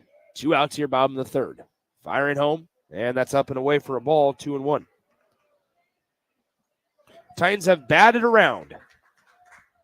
Second time they've batted around in this ball game. Batted around in the first, and now here in the third. The 2-1 swung on high, fly ball to center field. Ranging over is the center fielder, Robinson, and he's there to make the catch. So Norris, they allow 2 in the top half of the third inning, but they score 7 in the bottom half to lead 13-2 over the Lincoln Northwest Falcons. When we come back, we'll have the top of the fourth. Lincoln Northwest back up to bat. It will be 6, 7, and 8 hitters in the Falcons lineup right here on 93.7 The Ticket. MWR is dedicated to building attractive, affordable steel buildings that exceed your expectations. From commercial or residential to agricultural storage, steel buildings are cost-effective, attractive, and versatile. Plus, they're a lasting investment and an ideal choice. MWR uses Sentinel Building Systems out of Albion and can service you all over the state and region. If you have interest in a steel building, post frame building, or fencing, give MWR a call today at 402-980-5273 or go to mwrbuildingandfence.com. Your home is your empire. Protect it with Empire Fence. Get a free instant quote with the online estimating tool at empire-fence.com. See an upfront estimate with no hidden fees. An Empire Fence can provide privacy and improve the appearance of your home. Keep kids and pets in or out of your yard. Increase security and add value to your property. Visit empire-fence.com now to view the stylish and maintenance-free possibilities for your home and get a free instant online quote. Let Empire Fence protect your empire. Norman, Nick Sainer with you here at Warner Park. We head to the fourth inning. It's a 13-2 advantage for the top-seeded Norris Titans over the 8th-seeded Lincoln Northwest Falcons. It'll be Kotick, Schultz, and Robinson due up in the visiting half of the fourth inning. Long huddle in front of the dugout for the Falcons. Head coach Matt Faulkner, lots to say, pretty animated during that discussion. We'll see if it can spark something here for the Falcons. It is Colton Homolka back on the mound for Norris. Saw some action in the Titan bullpen. He is at 70 pitches through 3 innings. He's set to bring offering number 71. Fastball taken for a ball. Up out letter high by Kotick for the first pitch of the at-bat.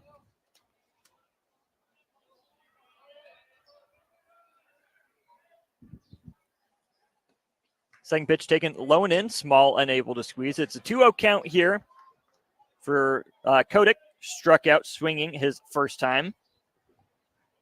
2-0 count, just like 3-1. You're looking for one pitch, one spot to drive. Not trying to do too much, though. There it is. He swings on it, pops it up first base side. Top of the dugout. This would have happened about 12 hours ago. Might have hit you, Nick. May have. Final stat line on Jackson Barrett for Lincoln Northwest. 1 inning pitch, 2 hits allowed, 1 walk, 1 strikeout, 2 earned runs, 4 runs allowed altogether. Fastball up and out of the zone for ball 3. There's a 5-pitch walk drawn by Kodik. That's a good response, Nick. Make Homolka continue to throw pitches, get free base runners if you're Lincoln Northwest. Extend the game as long as you possibly can. May look like Homolka's day is complete. Yeah, that's Coach Bartholomew out of the third base dugout, going to greet Colton Homolka. Senior, 75 pitches on the day, and I think that's an important number. That's right about where you need to be able to come back on shorter rest. Bullpen gates have swung open. Homolka gets hugs from his infielders. He walks off the mound toward that third base side. We'll go to break. We'll be back in 30 seconds to tell you about the new pitcher for Norris. It's 13-2 Titans here in the Class B State Baseball Tournament on 93.7 The Ticket. Discover the difference that expertise and experience can make in your real estate journey with Next Ag Appraisal and Realty. Whether you need an appraisal, sales, or farm management, Next Ag comes up with a solution with your legacy and goals in mind. Next Ag isn't just their name, it's your future. So why wait? Visit their website today at www.nextagrealestate.com or give them a call at 402-380-0432 and turn your dreams into reality. Your land, your legacy, their solution. Next Ag Appraisal and Realty. Call to the bullpen here at Werner Park. Out of the center field gate comes Austin Olkey for the Titans. No record on the year, no wins, no losses. Comes in with an ERA of 6.3. In an 11-run game, Nick, this is a situation where if you're Norris, your coach Bartholomew, you can afford to use your depth in the bullpen a little bit. Try to save some of your better guys, because even if Olkey were to struggle a little bit, the way your offense is rolling, you trust them to get any runs he might allow back pretty quickly. There you go. I mean, and it preserves your pitching for the rest of the week. You got a long week ahead. Hopefully, if Norris, if they play up to their potential, are going to be playing in a state title come next Friday, and you expect some of the players to be a part of it, allows you to withstand some of the unsteady waters if you have some of your better pitchers available on Monday, Tuesday, Wednesday, and so on. Kodik drew a 5-pitch walk to end Colton Homolka's day. He stands at first base.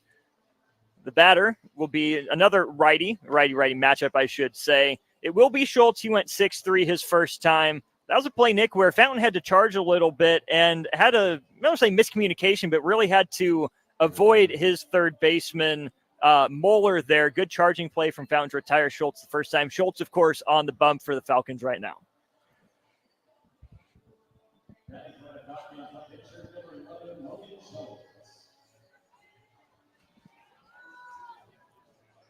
So with 75 pitches, that will require Homolka to have 3 days of rest.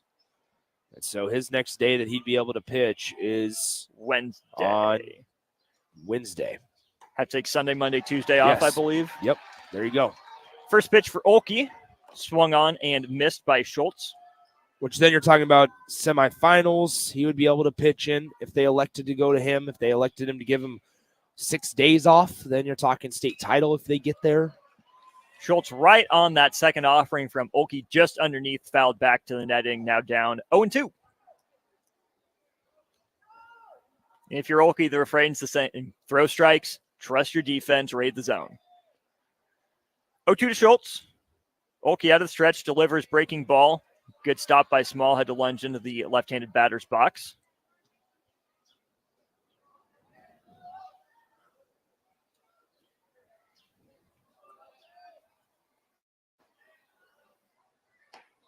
One-two taken outside. Like he tried to snap off another bender there for strike two. Count runs to 2-2. Kodik at first base gets his walking lead. He's set. Olkey gives him a glance. Set of the letters, ball down, count runs full. Good job here by Schultz, Nick, of seeing some pitches right. First batter against a new pitcher. He's doing his job, giving his teammates in the dugout and the on-deck circle a look at him. And battling back from 0-2 is an accomplishment in and of itself. We'll see if he can turn it into anything, as here's the payoff pitch. Taken outside. Great at bat from Schultz. Back-to-back walks in Lincoln Northwest. starting to brew a little storm up here at the home of the Storm Chasers. Runners on first and second. Nobody down. And this is not something you want to make a habit of if you're Coach Bartholomew, and you're talking to your players, right? You guys are in full control of this ball game.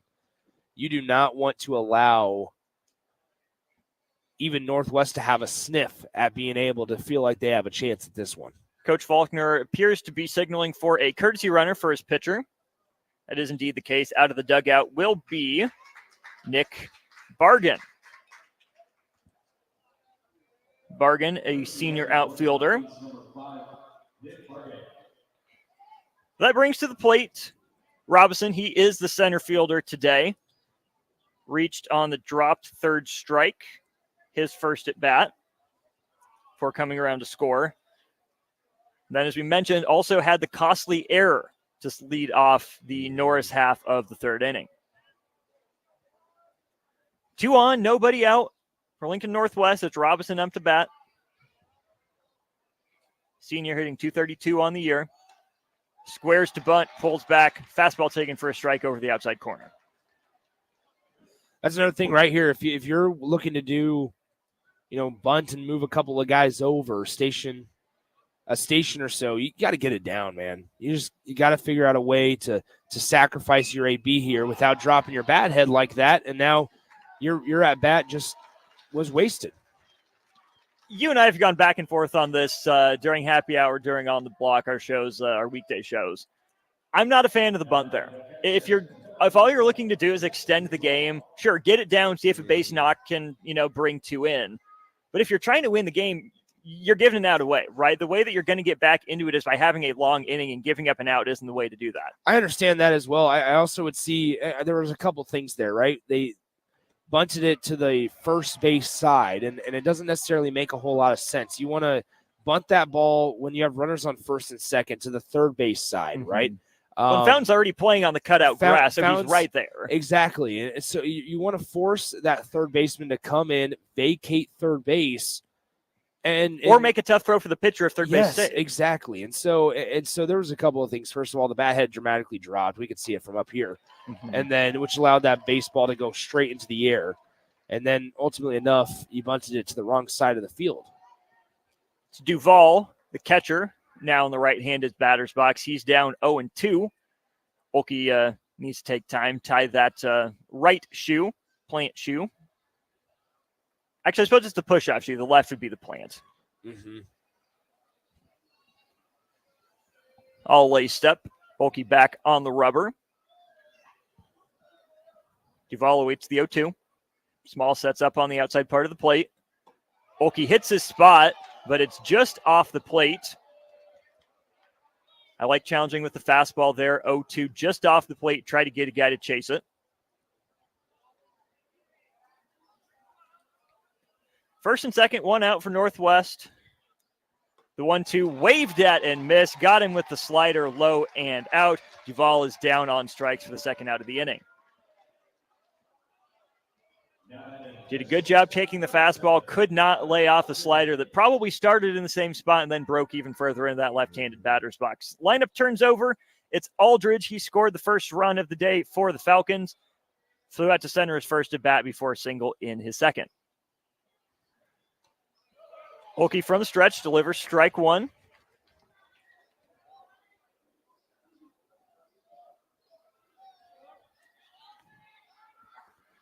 A huge response by Olkey to respond to the back-to-back walks by getting 3 consecutive outs and getting his team back in the dugout.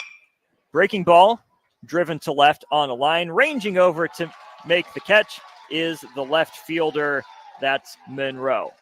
2 walks do not come back to bite Homolka and Olkey. Norris maintains its 11-run lead heading to the home half of the 4th. We'll step aside for 60 seconds. Bring you the Norris Titans at bat in the 4th inning when we return to Class B state baseball action on 93.7 The Ticket. At Union Bank, people don't have your money. Your money has people. First home people, investment people, people who answer the phone and your chats, dream car people, dream retirement people, driving your dream car in your dream retirement people, small business people, credit card people, and all the other people you need. At Union Bank, Our people help you do more than you dreamed possible. So stop in and say hello. We can't wait to see you. Union Bank and Trust. Member FDIC. The weather is hot, the kids are out of school, and you're on your way to the lake and summer road trips. Are you getting to your vacation spot comfortably, or is your car letting you down? Mullen Motors Lot is full of great vehicles to take home, so you don't have to worry about your current car barely surviving another road trip. Come check out their lot just north of 48th and Layton and find your next ride for summer road trips and beyond. Mullen Motors. No tag-ons, just quality vehicles. Mullen Motors.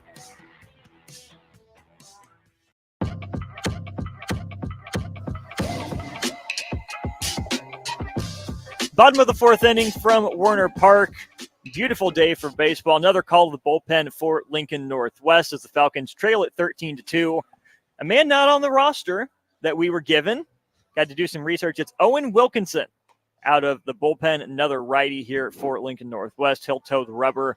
His team down 11 runs. 13 runs on 9 hits for the vaunted Norris offense. 2 runs on 2 hits for Lincoln Northwest. Right now, if the score would hold, it would be the same margin that Norris defeated Lincoln Northwest by in their meeting back in April. It was an 11-0 shutout for the Titans over the Falcons back then. But again, it's Owen Wilkinson. He is out of the bullpen for this fourth inning. He is greeted by, I believe that is Bryce Fountain stepping into the right-handed batter's box, playing first base.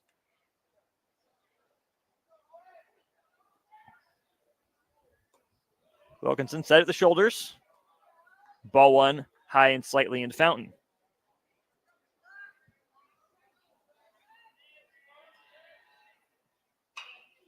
Fountain rolls over a pitch on the outside. Charging is Aldrich. He fires across to Schultz. Return to first base in time. 6-3 for out number 1. Good job by Aldrich there. Fountain not the speediest runner, but if Aldrich would have sat and waited, it would have been a much closer play at first. And Nick, here's where I'm going to talk some outfield alignment. I was an outfielder by trade. I like where the left fielder is playing positionally in terms of relation to the line. I might take a couple steps back. And if I'm the right fielder, I might even shade a step or two more into that right center gap and even take a step in. Yeah, I mean, I would as well. They haven't take a step in, yeah, for sure. Because here's the thing: there's only been 2 times that guys have consistently beaten you, and it's when you allowed a fastball to go right over the heart of the plate to Cale Fountain, and then Monroe, who's one of their best hitters, hitting hitting third in the lineup. So, or Moeller when you're hitting cleanup in the lineup. So, but nonetheless, they've been able to do a pretty good job of retiring some hitters. 1 pitch and 1 out. That small that goes down on the pop out to the second baseman Waring. He made his way behind the second base bag about 10, 15 feet into the outfield. So that's 3 pitches and 2 outs now for Owen Wilkinson.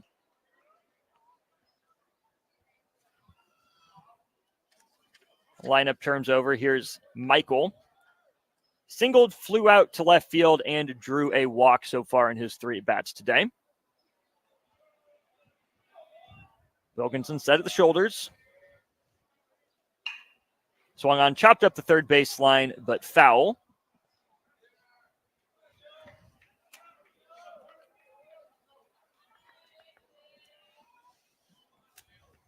If you're Norris, Nick, I think you stay in attack mode here. Try to get a 2-out rally because you're just 1 run, 2 runs above, I suppose. 1 run over the 10 with an 11-run lead. If Northwest were able to strike for 2 yet again, you're playing another inning. So if you're the top seed, Nick, I think if you're doing exactly what Norris wants to do is give yourself some cushion, give yourself some breathing room, and give yourself every opportunity to get out here early and maintain your advantage at the top of the bracket. Yeah, I agree with you there. I also think that's, I mean, we talked about it. They went to Austin Olkey in the, if Homolka would have had 16 more pitches, he would have had to require another day of rest. So you talk about the options, right? You go to Olkey in the bullpen, maybe hasn't been the most consistent or most popular choice out of the bullpen for Lincoln or for Norris, excuse me.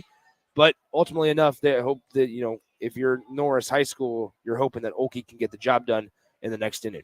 Wilkinson's sure done his job here for Lincoln Northwest. His 0-2 swung on, lifted down the line in left field. Drifting toward the line onto the warning track is the left fielder, Swanson. He makes the catch to retire the side. That's less than 10 pitches for Wilkinson. He does his job out of the bullpen, sits Norris down in order. We go to the 5th inning. Northwest needs 2 runs to stay alive here in their first appearance at the state tournament. We'll be back in 60 seconds on 93.7 The Ticket. Here you go. Coffee's on me and my new BFF. I thought I was your best friend forever. BFF like best financial friend at Members Own Credit Union. Right now, they're offering $100 when you consolidate or transfer a loan or an existing credit card balance and meet requirements. Plus, you get great rates and free advice from a financial partner that will put you first. That sounds like a match made in heaven. Members Own Credit Union is the type of bestie you can count on. Get started today at memberzonecu.org/BFF. Limitations may apply. Equal housing opportunity. Ever wish you had another light switch on the other side of the room on a dark night? How much better would you sleep at night if you had a ceiling fan in your room? The High Electric Service Department is here to make your electrical what-ifs a reality. Whether you're looking to replace some outdated light fixtures or brighten up your counters with under-cabinet lighting, High Electric can handle all types of residential electrical installations and services. Give Erica a call at 402-466-6606 or visit high-electric.com to get started. 13-2 Norris as we turn our attention to the 5th inning. Of course, in Nebraska State High School baseball, there's a 10-run rule in effect after the 5th inning. Austin Norman with you. We now turn it over to Nick Sainert as the heart of the lineup for Lincoln Northwest comes to the plate. Thank you, Austin.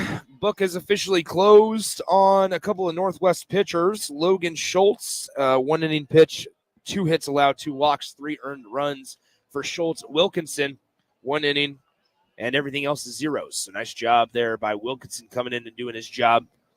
All right, so due up for Northwest in the top of the 5th inning, trailing by 11. It'll be 2, 3, and 4 hitters for the Falcons. First up, number 8, Grant Swanson, the senior outfielder. 0 for 2 today with a fly out to center and a backwards strikeout, backwards K, so strikeout looking. We're waiting to close the bullpen door in center field. And now we're ready to play baseball. So, once again, Austin Olkey back out there. He came in last inning to relieve Homolka and did his job. The first pitch of the inning is on the outside corner. First strike, 0-1. That's been a consistent strike all day, Nick, but this is where you hope that the approach stays the same for Lincoln Northwest, right? One pitch at a time. And if you're the umpire, too, don't expand the zone too much, right? Yeah. You're here all day anyways. Give these kids a fair shot. I mean, give them a state baseball game. Well, and that's the thing is Northwest has that pitch just a little outside for a ball, 1-1. Northwest, we talked about it at the start in the first inning. We, despite not getting a hit for 2 innings, we really liked their approach.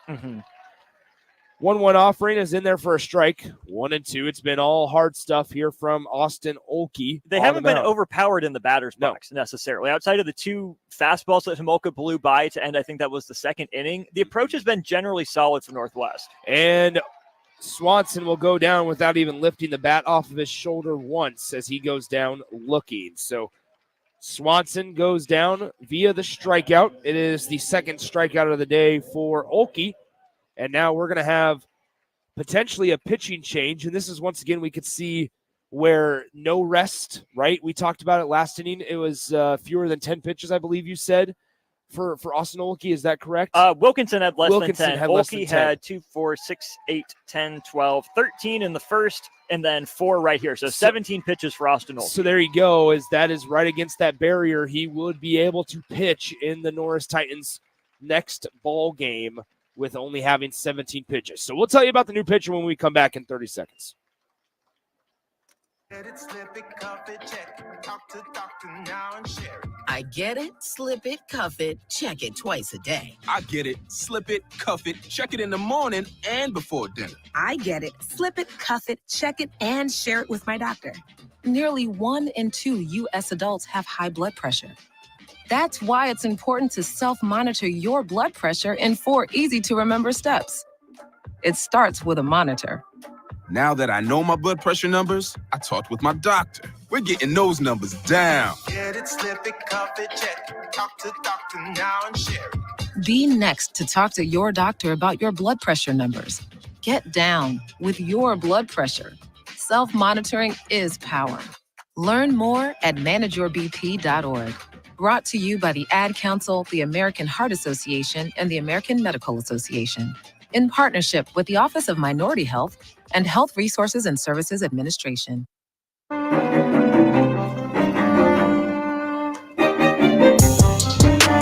Nick Sanderdoss Norman back with you from Warner Park. Just about 70 degrees up here in Omaha, Papillion La Vista, in the home of the Omaha Storm Chasers. Beautiful morning for baseball, 9 a.m. first pitch. Our next game will be at 11:30 or around 11:30 a.m., barring when this one is completed. Northwest only has 2 outs to work with unless they want to get run ruled today. Norris been in control since the bottom of the first when they put up their first 6 spot. They put up 6 runs in the first, 7 in the third to equal their 13-2 Falcons runs in the top of the third inning. Looks like Nick was a Waring guaranteed to bat, as is what appears to be a pinch hitter. It's number 19, Colby Larson, appears to be stepping into the on-deck circle. He would replace Greaser. So there you have it. As the new pitcher for the Titans is number 10, Tanner Klein. Klein on the year. No record and no ERA, so is listed as a pitcher and outfielder, has 36 at-bats on the year, so we'll see if he can come in and get the final 2 outs in this one. Book is closed on Austin Olkey, 1 1/3, no hits allowed, 2 strikeouts, 1 walk, and most importantly, a goose egg in the earned runs column. So Klein's first pitch, who's a southpaw, lefty on righty matchup here, as all 9 hitters in that Northwest lineup are hitting from the right side, and Waring takes ball 1 low and in. 1-0 pitch, swung on and missed. A little bit of a slower pace there from Tanner Klein, but as long as you can locate, you'll be okay. This one hit well into shallow center field. Ranging back is Cale Fountain, diving, and he makes the catch for out number 2. F6 on the putout. I like that range. I like the effort, right? It's an 11-run game. You think, no big deal. Just let it drop. It's a tough play to make. But he made that look pretty easy there, Nick. Might have even overran it. The dive was necessary, but he more tumbled rather than diving for it. That's a good first step, a good read off the bat there by Cale Fountain. First step back, first step on that straight line. So now pinch hitter, as Austin mentioned earlier, pinch hitter is Colby Larson, number 19, a .077 average on the year. Not all that successful. 1 for 13 at the plate this season is Colby Larson. 1 out away are the Titans. Titans, first pitch is a strike. 0-1.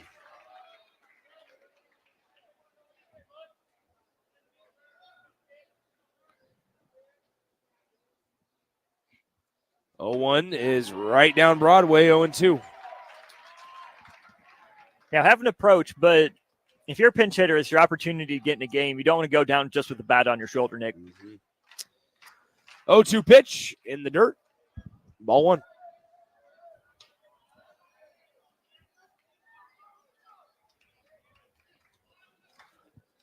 So Tanner Klein in here trying to close out the final 2 outs. He did it the first one on a fly out. Now here's this one, a high fly ball behind home plate. The catcher small, trying to get under it, and it just can't find it quick enough as he loses that one. It hits the turf, and we'll do it again at 1-2. You're a catcher. What are the keys to those pop-ups behind home plate? Well, first of all, it's you got to turn around. Chuck your helmet out of the way, turn around, find the baseball, run to a spot.